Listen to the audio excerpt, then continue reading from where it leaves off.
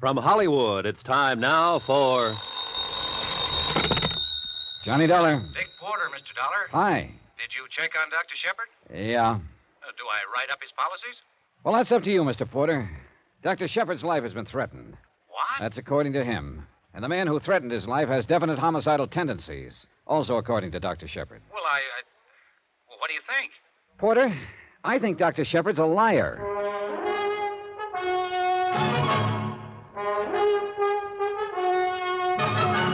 Tonight and every weekday night, Bob Bailey in the transcribed adventures of the man with the action-packed expense account, America's fabulous freelance insurance investigator. Yours truly, Johnny Dollar.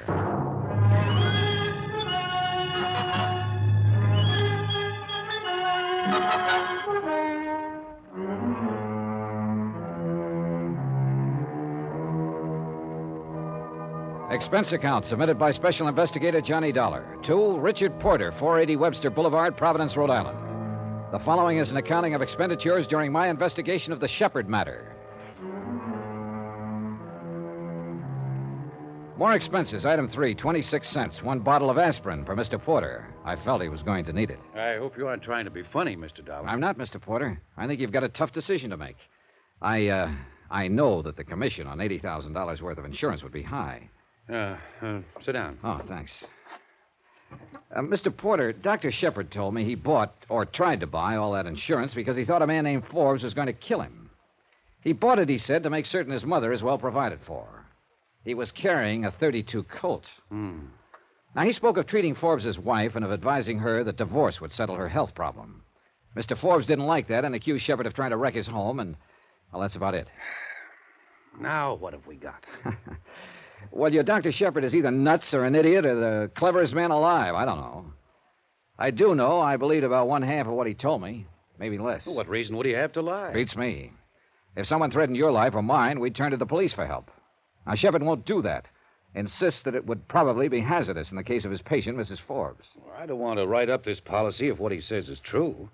But I don't want to pass up the commission if it isn't true. Can you stick around town for another day or two and find out about it? I'll do what I can, Mr. Porter. Go ahead. Have an aspirin.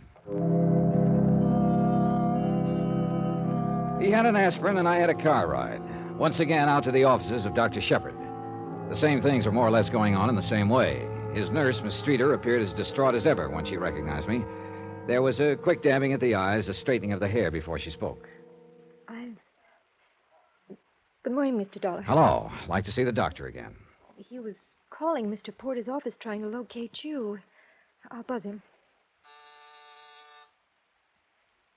Mr. Dollar, do you have anything to do with why Doctor's been carrying a gun? No. That's his business. In other words, I should mind my business. Well, I'm being honest. I've advised him what to do on the matter. What matter? He'll have to explain that to you, Miss Streeter. It doesn't make much sense to me. You can go back now. Okay, thanks.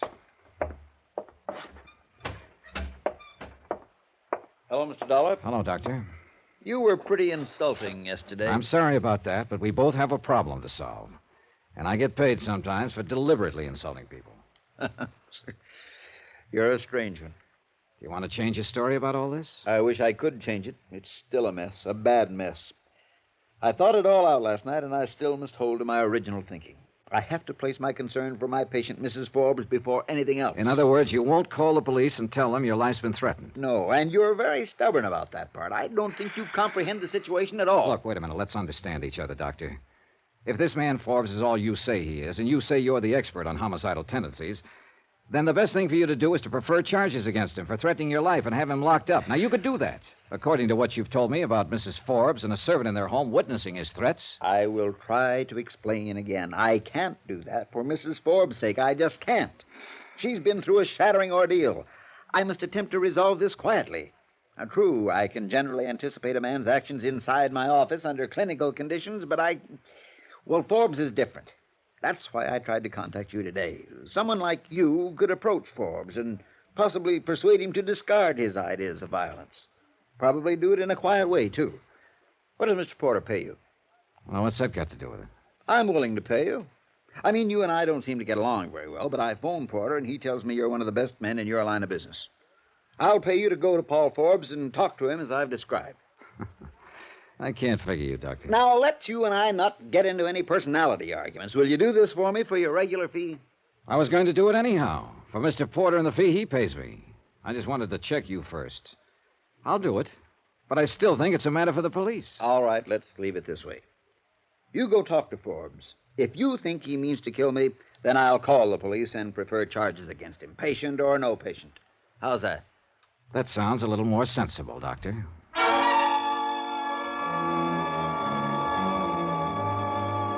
I took down the home address of Paul Forbes and climbed to my rented car and drove over to his home in the gilded edge of the city.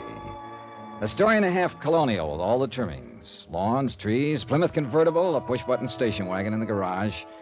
It was a nice warm spring day, and some flowers were blooming and smelling up the area in a very nice way. Flies buzzed, bees droned, birds sang. And I went up and pressed the doorbell. I should have gone butterfly catching or taken a plane to Spokane. Yeah? I'm looking for Paul Forbes. Does he live here? Yeah, he sure does. I'm Forbes. Mr. Forbes, my name is Johnny Dollar. Dollar? Yeah, and I came over to talk to you. You get out of my way! The flat of his gun slapped against the side of my head, and I went down to my knees. A door slammed somewhere, and someone ran away. I twisted around, trying to see what it was all about. And then I managed to get to my feet in time to see Paul Forbes plunging the Plymouth out the driveway and heading I don't know where. My goodness. What happened here? Where's Mr. Forbes? You hurt? Yeah, I'll be... Oh, Miss Forbes! Miss Forbes! Oh, let me help you, sir. Yeah, give me your arm. Yeah. We better sit you down over here. Okay, thanks. Oh, my goodness gracious, sir. How did this happen? Mr. Forbes swung a gun at me. Oh, no, sir, no, sir. Oh, no, sir. No, easy, sir. Easy. Thanks, Here, now, thanks. let's sit down here. What happened here? I'm afraid Mr. Forbes attacked this gentleman, Miss Forbes. Call the doctor up. Then go to my medicine chest and get some swabs and a pan of cold water. right away, ma'am. Wait, the doctor isn't necessary. It just made me dizzy. Your cut. It might be deep. Well, get the first aid things and some brandy, Upton. Right away, ma'am. This is unforgivable, just unforgivable conduct. Please, I don't know who you are. Are you a friend of Paul's? No, I'm Johnny Dollar. I wanted to discuss with your husband and something. I take it you're Mrs. Forbes. Yes. Oh, Upton, set them right here. Yes, ma'am. Yes, ma'am. You feeling a little better, sir? I don't know yet. Hey, let me try some of that. Yes, certainly, sir, certainly. Here we go, sir. Easy now, easy. Thanks. How does it look to you, Upton? Well, I believe it's not too deep, Mrs. Forbes. How's it feel, Mr. Dollar? No, I don't think it's very deep. I'll be all right in a minute. Upton, go telephone Dr. Shepard and tell him to come over here immediately. Yes, ma'am. Mr. Dollar, I can't tell you how sorry I am for this. You can bring suit against us. You can do anything you want to, Mr. Dollar. Paul's temper is just ungovernable these days. He could have killed you. He took the car and ran. Yeah. I don't know what's gotten into him. 2 nights ago, he attacked my personal physician, threatened to kill him.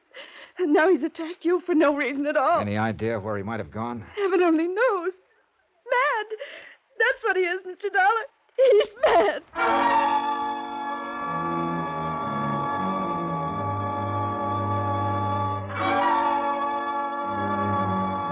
Pauline Forbes had a right to be scared from what I'd seen of her and from what I'd seen of her husband. He was an angry man with a gun in his hand, slugging at anyone in sight. She was a distraught woman with a darkening spot underneath her right eye, and it wasn't mascara. I began to wonder who needed more looking after, Dr. Shepard, Mrs. Forbes, or Johnny Dollar. Now, you just lie still now, sir.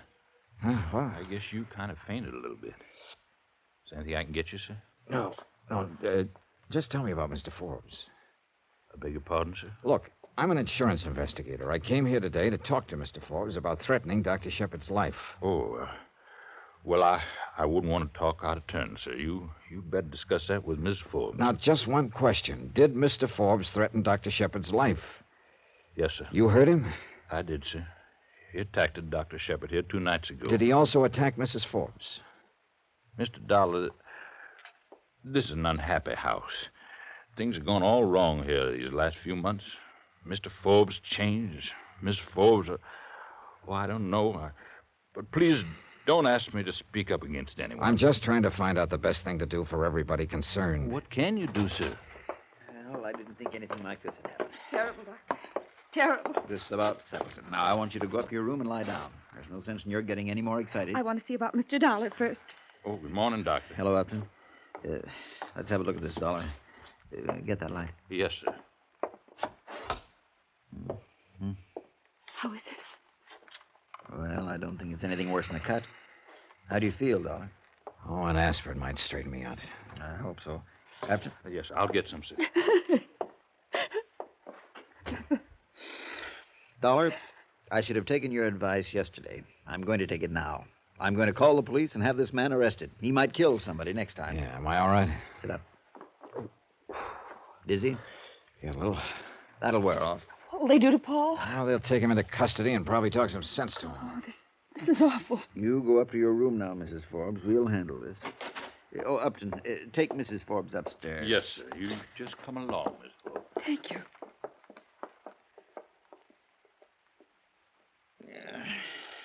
She is not a well woman. She looks all right to me. I wish she were. I want to get an x-ray on that head. Can you come by the office this afternoon? Yeah, I guess so. Give me the police. I doubt if it's concussion or anything like that, but it's best to play safe. You're a safe player all the time, aren't you, Doctor? What does that mean? I don't know. Now, look here. I'm not... Hello? Yes. I want to talk to somebody about a threat on my life. My name is Shepard. Dr. Charles Shepard. When I left him, he was reporting Paul Forbes to the police. He gave them Forbes' description and the license number of the Plymouth Forbes was driving. I didn't stay beyond that. Maybe I should have. Maybe I should never have left that house. I'm not sure, but if I hadn't left, I might have saved a life.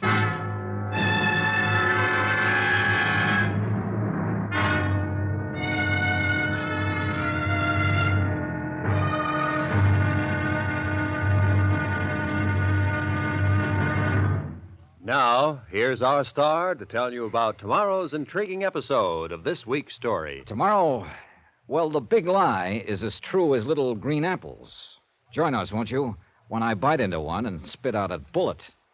Yours truly, Johnny Dollar.